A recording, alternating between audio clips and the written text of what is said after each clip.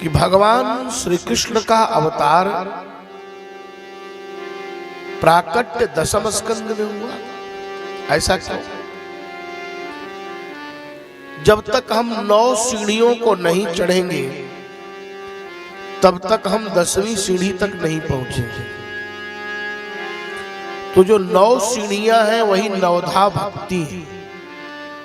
श्रवणम, कीर्तनम, विष्णु स्मरणम, पाद सेवनम, अर्चनम, वंदनम, दासम, साख्यम, आत्मनिवेदन। भागवत दशम स्कंद भागवत का हृदय है। प्राण कहां रहता है शरीर में? बोले सब जगह रहता है, लेकिन प्राण अपान व्यान उदान और समान, जिसमें 5 प्राणों में जो प्राण वायु है वो विशेष रूप से हृदय में रहती है। इधर उधर चोट लग जाए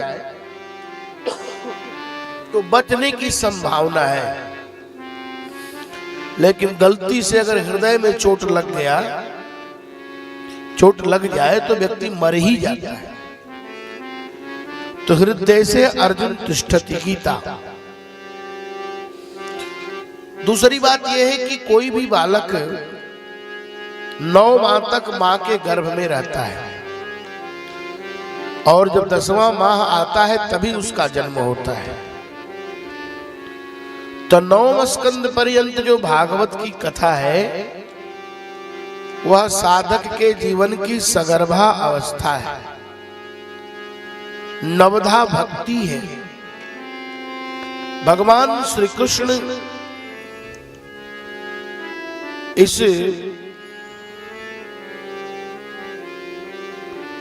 दशम स्कंद में प्रकट हुए। इसका कारण क्या है? कहा यह भगवान की निरोध लीला है।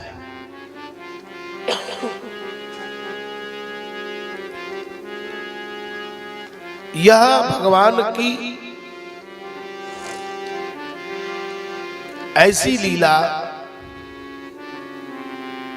जिससे चित्त की वृत्तियों को निरोध प्राप्त होता है और जीव भगवान से जुड़ता है। योगश्चित्त वृत्ति निरोधा।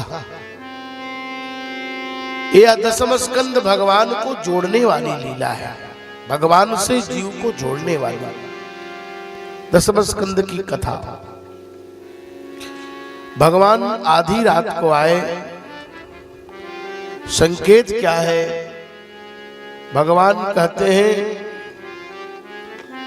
हमको चोरी करना है, तो चोर दिन में नहीं आता है, चोर रात में आता है। और अंधेरी रात में आने का कारण यह है कि जानिसा सर्वभूतानां तस्याम जागृत संयमी। दुनिया के लोग जब सो जाते हैं तो संयमी लोग जागते हैं। योगी लोग, संत लोग रात्रि जागरण करते हैं। जो जागता है वो पाता है, जो सोता है वो खोता है। भगवान अंधेरी रात में आकर यह संसार को संदेश देते हैं। दुनिया वाले कान खोलकर सुन लो। जब दुनिया में चारों तरफ अंधेरा हो तो एक बार मेरा स्मरण कर लेना। दुनिया में जब कोई तुम्हारे पास और साथ नहीं होगा तो मैं तुम्हारे साथ तुम्हारे पास आने के लिए तैयार हूं। सूझ न आपन हाथ पसार। भगवान आए, बंधन छूट गए। क्यों? कहा जो भगवान का वंदन करता है उसके जीवन के बंधन छूट जाते हैं। भगवान को लेकर वसुदेव जी सूप में गए। दुनिया में 2 तरह के लोग होते हैं, एक चलनी की तरह और एक सूप की तरह। चलनी का काम है कचड़ा बटोरना और सूप का काम है कचड़ा फेंकना। सूप का अभिप्राय है विवेक से, जब तक विवेक का वर्तन नहीं होगा तब तक परमात्मा हमारे जीवन में टिकने वाला नहीं है। ज्ञान का स्वरूप है परमात्मा। ज्ञान अखंड एक सीतावर, माया अवश्य जीव सचराचर। परमात्मा ज्ञान स्वरूप है, लेकिन उस ज्ञान को टिकाने के लिए विवेक का पात्र होना आवश्यक है। यमुना जी की धारा बढ़ गई, इसका कारण क्या है, इसका तात्पर्य क्या है? भगवान यह एक संकेत देते हैं, दुनिया वाले कान खोलकर सुन लो। जब दुनिया की धाराएं प्रतिकूल हो जाए तो डरने की जरूरत नहीं। धारा कितनी भी प्रतिकूल हो जाए, यदि सिर पर भगवान है तो प्रतिकूल धारा भी हमारा कुछ बिगाड़ने वाला नहीं है। यशोदा के यहां भगवान ले गए, भगवान को ले गए। मथुरा में नहीं भगवान रुके। मथुरा से यदि थू निकाल दीजिए तो राम। भगवान मथुरा में नहीं रुके, क्यों? बोले यहाँ कंस है, यहाँ दुष्ट है, दुराचारी है, बच्चों को मारने वाला है। जहां दुष्ट लोग रहते वहां भगवान नहीं रहते। भगवान गोकुल गए, जहां गायों का कुल है, समूह है, उसका नाम गोकुल है। गवाम मध्य वशाम्य हम। नंद के घर गए, बोले जो सबको आनंदित करे वह नंद है, और जो काम करे अपना लेकिन यश दे दूसरे को, उसी का नाम यशोदा है। ऐसे कहे भैया ये जो हो रहा है सब आप लोगों की कृपा से हो रहा है, मैं उसके योग्य और उसका पात्र नहीं था। यदि आप लोग नहीं होते तो मेरा कार्य नहीं होता। ऐसा यश जो दूसरे को देता है उसी का नाम है यशोदा। भगवान नंद के घर में गए। इधर कंस के यहां आपातकालिक मीटिंग हो रही है।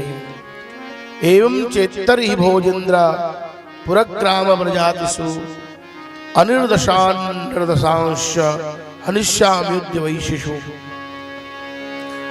कंस ने कहा भैया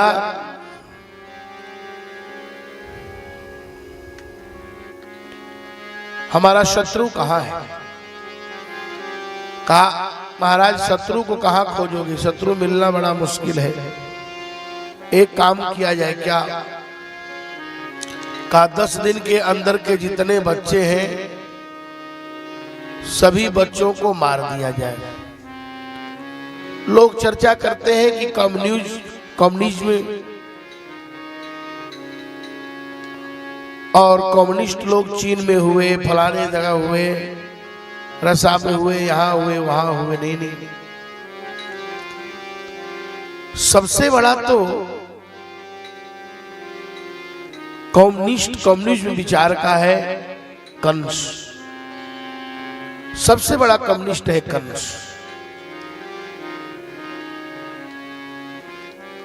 कंस कम्युनिस्ट का सिद्धांत क्या है? एक दोषी को खोजने में अगर 100 निर्दोष मार दिए जाए तो कोई बात नहीं है। यही कम्युनिज्म है, यही कम्युनिस्टवाद का। लेकिन हमारा भारतीय संविधान और भारतीय संस्कृति कहती है कि अगर एक दोषी में 100 निर्दोष छूट जाए तो छोड़ देना चाहिए। Benefit of doubt. जैसे किसी न्यायाधीश को यह डाउट हो जाए कि इसने मारा है कि नहीं मारा है, इसने हत्या की कि नहीं की, तो उसको नहीं वाले पक्ष को ज्यादा ध्यान देना चाहिए, हाँ वाले पक्ष को ध्यान नहीं देना चाहिए। ये हमारा संविधान कहता है, ये हमारी परंपरा कहती है। लेकिन कम्युनिस्टों के यहां ऐसी बात नहीं। तो सबसे बड़ा कम्युनिस्ट तो है कंस। भगवान इस धराधाम पर क्यों आए? कहते भगवान इस धराधाम पर है आत्मा रामान मधुर चरिते भक्ति योगे विधासन नाना लीला रस रचनया नंदयिष्यन स्वभक्ता। भगवान 3 कार्य के लिए आते हैं। भगवान संतों का दर्शन करने आते हैं इस धराधाम पर, लेकिन एक संत ने कहा आत्मा रामान मधुर चरितई। आत्मा राम जो संत हैं, जो अपने में मस्त है, मिल गया तो द्वादशी और नहीं मिला तो एकादशी। कुछ लोग ऐसे हैं, मिल गया तो भी ठीक, नहीं मिला तो भी ठीक। बक्सर वाले पूज्य मामा जी का आप लोगों ने दर्शन किया होगा,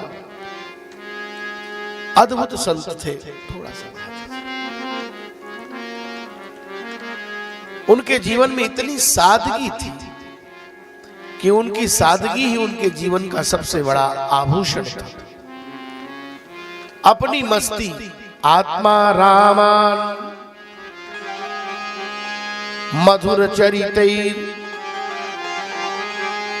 भक्ति योगे विधास्यन्। भगवान आ रहे हैं आत्मा राम आप्त काम और अपने भक्तों को आनंदित करने के लिए। नाना लीला रस रचनया नंदयिष्यन् स्वभक्तान्। अपने भक्तों को आनंदित करने के लिए भगवान का अवतार इस धराधाम पर क्यों होता है?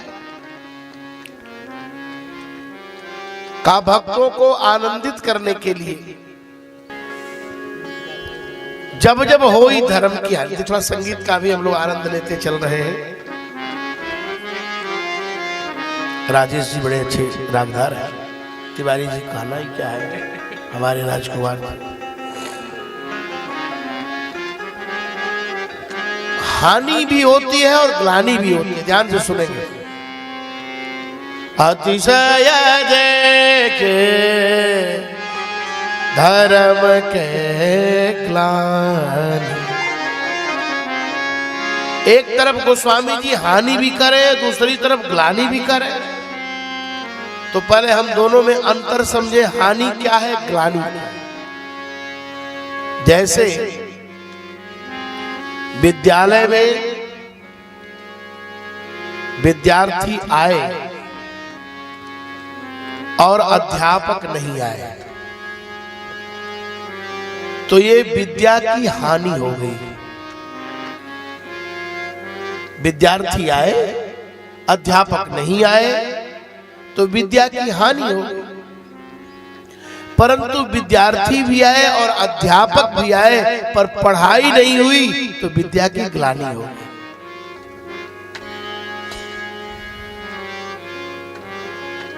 मूर्तानंदो ब्रजपति गृहे, मूर्तानंदो ब्रजपति गृहे जात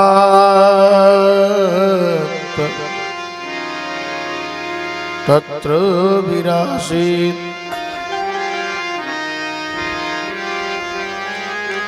आज मूर्तानंदो ब्रजपति गृहे, ब्रजपति नंदस्य गृहे मूर्तिमान आनंद एवं, मूर्तिमान होकर आनंद आया है, इसलिए जाता हल्लादो महामना। कंस के यहां देखिए मीटिंग हो रही है। क्या मीटिंग हो रही है? 10 दिन के अंदर के जितने बच्चे हैं मार दिया जाए। ये कंस का स्वभाव है। इधर नंद क्या क्या हो रहा है? कानंद बाबा के यहां एक बड़ा विचित्र आनंद का उत्सव बन रहा है।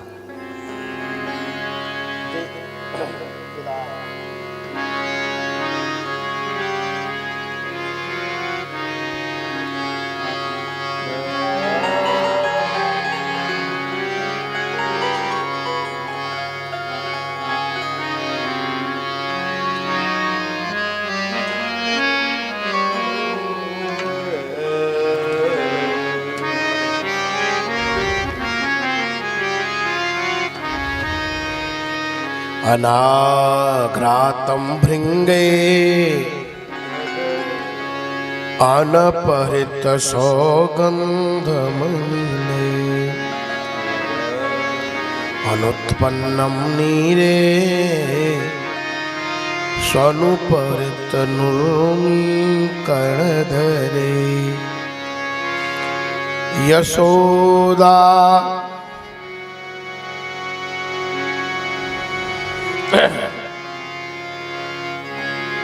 चिदा अदृष्टं केनापि क्वचन चिदानंद सरसो यशोदाया क्रोडे कोवलयमितो जरितवभो। यशोदा जी के यहाँ एक कमल खिला हुआ है, ध्यान से सुनेंगे। यह भाव है पूज्य चरण स्वामी अखंडानंद सरस्वती। यशोदा रूपी सरोवर में एक कमल खिला है। कैसा कमल? का अनाघ्रातं भृंगई अनपहृत सौगंधमणिले। ऐसा कमल जिस कमल को दुनिया में आज तक किसी ने सूंघा नहीं, किसी भंवरे ने आज तक उसका मकरंद नहीं लिया। और ऐसा कमल जिस कमल को जल के लहरों का थपेड़ा नहीं लगा है। कमल जल में रहता है तो लहर का थपेड़ा लगता है, नहीं नहीं, थपेड़ा भी नहीं लगा। अनुत्पन्नम नीरे, जल में नहीं पैदा हुआ, बिना पानी का पैदा हुआ है। स्वमुपहृतनूर्मिं कर्णधरे, उसको किसी थपेड़े ने, जल के थपेड़े ने मारा नहीं। और अनपहृत सौगंध मणिले, ऐसा कमल जिस कमल के सुगंध को आज तक किसी ने सूंघा नहीं, हवा ने उसको बहाया नहीं, उठाया नहीं। अदृष्टम केनापि, किसी ने देखा नहीं। क्वचन चिदानंद सरसो, चिदानंद है। कैसा है? बोले यशोदा यह क्रोड़े, यशोदा की गोद में विराजमान है। यशोदा मैया आंख बंद करके सोई हैं। भगवान सोचे हमारी मां जगी नहीं, तो भगवान के मुंह से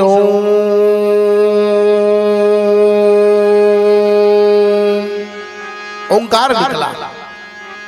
जब ओंकार निकला तो मैया यशोदा ने देखा, अरे मेरे बगल में तो अत्यंत सुंदर बालक सोया है। कैसा बालक है महाराज? का वह बालक अत्यंत सुगंधित स्नेह से, तेल से, मानो कि इतना सुगंधित तेल से वो चिकना किया हुआ है जिसका वर्णन नहीं है। मूर्तिमान सुगंध के द्वारा उसको उबटन लगाया गया है।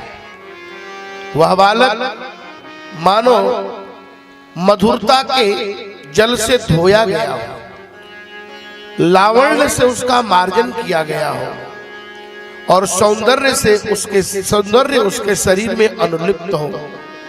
जैसे कि त्रैलोक्य लक्ष्मी उसको आभूषित कर रही हो, जैसे कि घर के देवी देवता पूजन कर रहे हो, ऐसा सौंदर्य, माधुर्य, लावण्य उस बालक के शरीर पर दिख रहा है।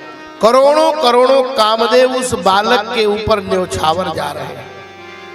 रोम रोम प्रति लागे कोटि कोटि ब्रह्मांड, ऐसा बालक जो कोटि मनोज लजावन निहारे, करोड़ों कंदर्प के दर्प को दरण करने वाला है। एक एक अंग में मालूम पड़ रहा है कि बढ़िया से बढ़िया नीलम, बढ़िया से बढ़िया दिव्य श्रृंगार किया गया है। ऐसा लगता है कि वह बालक नहीं बल्कि नवालक है, नव अलक है। छोटे छोटे बाल हैं उस बालक के। बालक कैसा है? कहते हैं लगता है नीलम का अंकुर है। नीलम पत्थर देखे ना, नीलम का अंकुर है। ऐसा लग रहा है कि तमाल वृक्ष का पल्लव है, सौभाग्य संपत्ति का सिद्धांजन है। वह बालक अद्भुत है, अनुपम है, अद्वितीय है, अविस्मरणीय, अप्रणीय है, अप्रमेय है। ऐसा बालक कभी पैदा नहीं हुआ। इसलिए आगे कहते हैं भगवान सुखदेव, तवद्भुतम बालकमं क्षणम। ऐसा बालक, अद्भुत बालक, बालानाम गोपीनाम गोपानाम कम सुखम एकीभूतम अंगीभूतम तम इति अद्भुतम। बालेषु रोम विवरेषु कानि ब्रह्मांडानि यस्मिन् स बालकः बालयति चालयति सर्वजनान् स बालकः बालः को ब्रह्मा यस्य स बालकः और स्वल्पाकरौ यस्य स बालकः। जिसके छोटे छोटे हाथ हैं उसका नाम बालक है। ब्रह्मा जिसके बालक है उसका नाम बालक है। और जिसके एक एक रोम में करोड़ों ब्रह्मांड है उनको जो चलाता है उसका नाम बालक है। और जो तन से, मन से, वचन से एक जैसा हो उसका नाम बालक है। अपने छोटे से बालक को अभी आप भेजेंगे और कहेंगे कि जाओ कह दो घर में बाबा नहीं है, पिताजी नहीं है, तो वह बालक सीधे आएगा और यही कहेगा पिताजी बोले हैं जाओ कह दो घर में पिताजी नहीं है। ये बालक का स्वभाव है। इधर नंद जी के यहाँ उत्सव मनाया जा रहा है, बहुत सुंदर उत्सव मनाया जा रहा है। नंद के घर में बहुत सारे संगीतज्ञ आए हुए हैं। नंद जी के घर में खूब उत्सव मनाया जा रहा है। ब्रजवासियों ने नंद जी को चौकी पर बिठा दिया। गोपाः परस्परम हृष्टा दधिक क्षीर घृताम बुभि। नंद जी को बैठा करके आसिंचन्तो बिलिम्पन्तो नवनीत स्थितिचिपु, चौकी पर बिठाया और हल्दी डाल करके दूध में, दही में, मक्खन में और नंद जी को नहवा दिया। भगवान सुखदेव कहते राजन, नंद के घर में आज कीचड़ मचा हुआ है, दधी दूध का कीच मच गई। नंद जी कोई ऐरू गैरू नहीं थे। 5000 सेवक केवल उनके घर में झाड़ू लगाने वाले, पोछा लगाने वाले थे। ऐसे लोगों के यहां भगवान नहीं आते। भगवान आते हैं वहां जहां उनकी व्यवस्था हो। 7 तिल के पहाड़ दान किया। देखिए, दान और उपकार और सहानुभूति, इनमें अंतर है। हम किसी गरीब को दे दिए तो दान नहीं हुआ, वो उपकार हुआ और वह सहानुभूति हुई। जिसको देने के बाद हमारे हृदय में कृपा का भाव उत्पन्न हो रहा हो, वह दान नहीं हो सकता।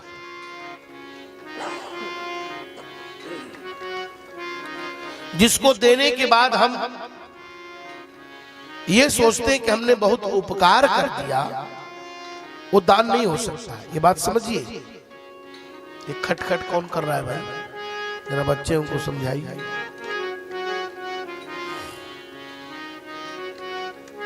जहां देने के बाद,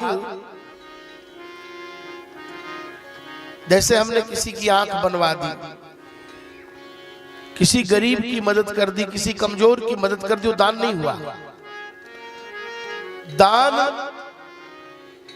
अपने से बड़े और आदरणीय को दिया जाता है। जिसको देने के बाद ये लगे कि मेरे ऊपर इन्होंने कृपा किया और मैं कृतकृत्य हो गया, उसका नाम दान है। इसीलिए विवाह में कन्यादान होता है। सहानुभूति नहीं होती, उपकार नहीं होता, क्योंकि वर हमारे लिए आदरणीय होता है। विष्णु रूपेण वराय इमाम कन्याम प्रदास्यामि। दुनिया का किसी भी जाति का वर हो, जब वो कन्यादान लेने जाता है तो विष्णु रूप हो जाता है, और जो कन्या होती है वो लक्ष्मी स्वरूपा हो जाती है। तो नंद जी ने दान दिया। दान से धन की शुद्धि होती है। अगर आप धन का संचय करें अच्छी बात है, लेकिन दान में यदि संकोच करेंगे तो उसके हिस्से का जितना होगा कहीं न कहीं निकल जाएगा। ये आप जीवन में याद रखिएगा। मैंने आपको एक दिन बताया था, 1 लाख रुपए की घटना पाठक भैया को मैंने बताया था। आप दान देने में कृपणता नहीं करनी चाहिए, खुल करके खर्च करो, और ये विश्वास करके खर्च करिए कि जो मैं कर रहा हूं भगवान इसको पूरा करेंगे। माताओं को एक बात बता दूं, जिस दिन माताएं भोजन बनाती हैं और मन में शंका हो गई कि आज दाल घट जाएगी, आदमी बढ़ गए, उस दिन आधा आदमी खाएंगे, दाल घट जाएगी। भोजन बनाने वाला ये सोचे अरे इतना लोग हैं, इतने बनाए हैं, कम पड़ेगा, पड़ जाएगा। लेकिन बनाने वाला तृप्त हो कि नहीं, जो बना रहा हूं पर्याप्त है भाई, आप काहे चिंता कर रहे हैं, तो देखिए बच जाएगा। अभी अनुभव कभी करिएगा ऐसा। नंद जी ने 20 लाख गायों का दान किया, कहीं कहीं वर्णन है, 2 लाख गायों का भी वर्णन है। और भगवान के यज्ञ में, भगवान के जन्म में, एक व्यक्ति ने मुझसे कहा, जब भंडारे में जब 3-4 तरह की मिठाई बनवाया, बनती है प्रतिवर्ष 4 प्रकार की तो मिठाई बनती ही है भंडारे में, 5 से 7 हजार लोग प्रसाद पाते हैं। तो हमसे उसने कहा कि हमारी 60 वर्ष उम्र हो गई, हम कबो बाबा जग में इतना मिठाई नहीं खिले। मैंने उनको कहा कि आप मिठाई जो खा रहे हैं ये मेरे हाथ और मेरे सामर्थ्य का नहीं है। अपने बच्चे का बर्थडे करेंगे तो सबके लिए VIP व्यवस्था करेंगे। अभी बेटी की शादी और यज्ञ का भोजन दोनों में डिफरेंट हो जाता है, न डिफरेंट हो जाए जो नहीं सो मैं हार जाऊंगा। अभी लड़के का तिलक करिए, टेंट भी बदल जाएगा, डेंट भी बदल जाएगा, पेंट भी बदल जाएगा। और यज्ञ में जितना सड़ा हुआ टेंट है हाजिर है, जितना सड़ी हुई दर्री है हाजिर है, जितना सड़ी हुई सब्जी है हाजिर है। यज्ञ हो रहा है, उस यज्ञ में पाप लग जाता है। भगवान के नाम पर नकली सामान, नकली मिठाई, नकली चीज, नकली एक्टिंग, अपने पहने हैं सिल्क और भगवान को एक रंगा पहना दिए और गा क्या रहे, तेरा तुझको अर्पण क्या लागे मेरा, ओम जय जगदीश हरे। भगवान बोलेंगे अच्छा मुझे बेवकूफ बना रहे। देने वाला तो ये सोचता है कि पैसा चढ़ा रहा हूं तो पंडित जी ले जाएंगे, और पंडित जी सोचते हैं कि ये नहीं चढ़ा रहा है तो मेरा घाटा होगा। उसको विश्वास ही नहीं है कि पैसा जो चढ़ा रहा हूं। मैं बताऊं आपको, इसी आरा जिला के श्री राजेश ओझा है, जो विशाखापत्तनम शहर में 5000 लोग ऐसे होंगे, 1-2 नहीं, किसी को 30 लाख, किसी को 35 लाख, किसी को 40 लाख, किसी को 25 लाख रुपया दे करके और भूल गए। 5000 लोगों की मैं बात कर रहा हूं, 1-2 लोगों की बात नहीं कर रहा हूं। अरबों रुपए उन्होंने दे दिया। हम उनसे पूछे आप काहे इतना पैसा देते हैं? बोले जानते हैं भगवान हमको रात में मारता है। जो हम सोते हैं ना, कोई आते हैं तो कोई आता है पैसा मांगने, तुमको रात में मारता है, कहता है तुमको इतना पैसा दिया, उसको नहीं बोल दिया। एक व्यक्ति आए, आरा जिला छपरा का रहने वाला था, वहां पूर्वांचल का बहुत बड़ा यूनियन चलता है उत्तर भारत का। नाम सुना था कि ओझा जी यहाँ रहते हैं, उनके ऑफिस में गया, जात का यादव शरीर का आदमी था वो। कहा बाबा हम आपसे कुछ बात करें। बोली क्या बात? कहा बाबा हम गाड़ी लेकर आए हैं, हमारी गाड़ी रख लीजिए और हमको 7 लाख रुपया दे दीजिए। बोले क्यों? बोले कल हमारा घर नीलाम हो जाएगा। बोले कितना लोन है? कहा 22 लाख रुपए लोन है। उन्होंने कहा कि हमरा जियते उत्तर भारत में हमरा बिहार के लोग गाड़ी लोन रखी तो राजेश ओझा जी के का करी। ये उनका उस आदमी का सेंटेंस है। वो आदमी है अभी 50 वर्ष का आदमी है, नेवी में नौकरी करता था। उन्होंने कहा ये 22 लाख रुपए ड्राइवर खींचा दे दिया, ले जाओ और कल जमा कर दो और गाड़ी में ले जाओ। वो आदमी कहा कि बाबा मैं तो रोने लगा। आज तक बाबा से कहे कि बगैर हम देवे खातिर थोड़ा लेवे खातिर थोड़ा दे दे। इस दुनिया में ऐसे भी लोग हैं। अब कुएं में मेढक है तो सोचता है बस इतने कुएं में बस दुनिया। अरे दुनिया देखो निकल करके बाहर, तब पता चलेगा। एक से एक दानदाता है। भगवान के लिए कभी जीवन में ना नहीं बोलना है, याद रख लीजिए। कथा सुन रहे हैं तो याद रखिए।